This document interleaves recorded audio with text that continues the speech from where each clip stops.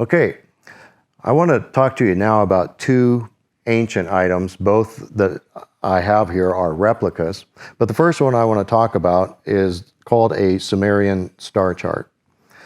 The ancient Sumerians observed the skies and charted the skies. And we see that when God put the stars in the heavens and the moon and the sun, that they were to be for days and seasons. But they would observe the stars, and the nights, of course, being very dark, they could see more stars than we can today with the light pollution that we have in the skies. This reproduction, the original had some areas that were damaged here, that were missing. But they had a very good account of the stars in our night sky. What's interesting about this were two astronomers looked at this and discovered that on here they found it is recorded of an ancient meteorite sighting, and it believed that the meteor landed in Australia, and they wrote a book about that.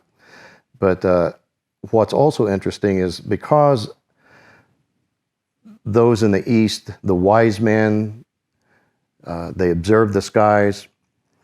In Isaiah chapter 39, actually in verse 30, in chapter 38, he is sick, and as a sign from God that he will get well, he asked that the sundial of Ahaz go back 10 degrees.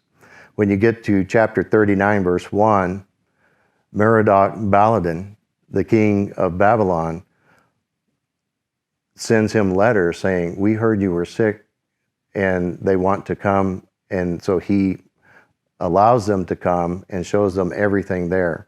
How did they know that he had been sick? I suspect because they watched the sky so carefully that they had evidence that the sun had gone backwards 10 degrees. Again, we see the Magi that come from the east when Jesus is born, and they had seen his star as something different in the sky.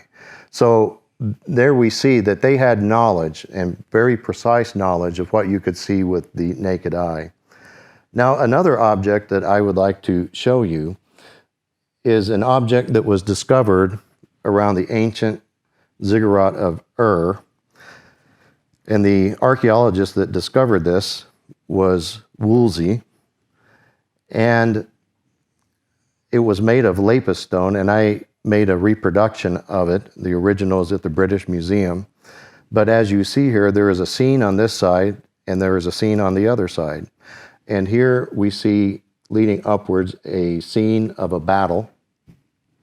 And one thing I'd like to note is how primitive the harnesses are on the horses. And if you look at the wheels, that they are just two pieces of wood cut and then made into a circle, and then you can see where they are bound together. There is the battle scene, and then we see the larger figure here, the king. And look at the ancient clothing that is very primitive.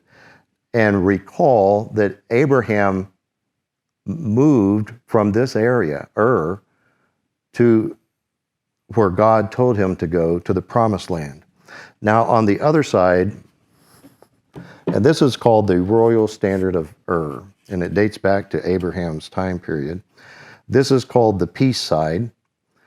And we see here them bringing the spoils of war back in a banquet at the top row, and the king seated, and their skirts, which are either leather or grass type skirts that we see there.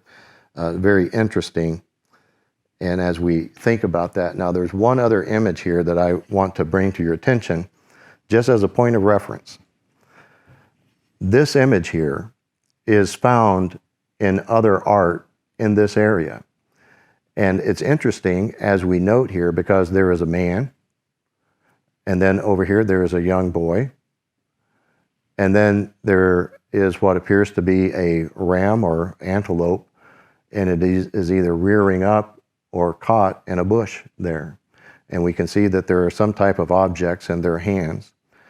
And Abraham being from this area, and then having rescued the kings of Sodom and Lot from the kings of the east that came and took them captive, they would have had knowledge of Abraham in that time period.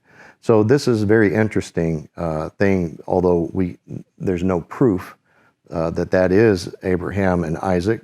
It is interesting there to notate. Thank you.